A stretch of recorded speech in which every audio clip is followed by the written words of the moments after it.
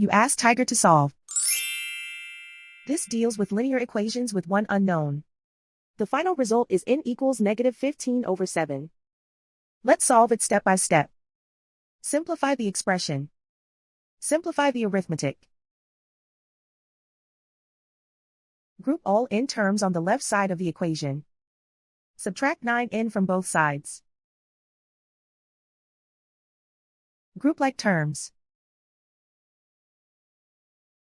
Simplify the arithmetic.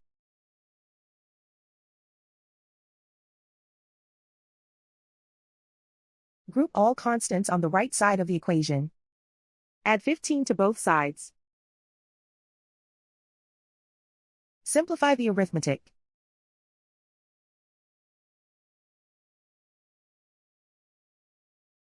Isolate the n.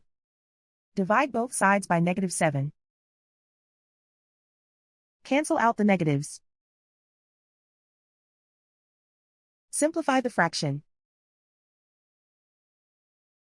Move the negative sign from the denominator to the numerator. And so the final result is n equals -15/7.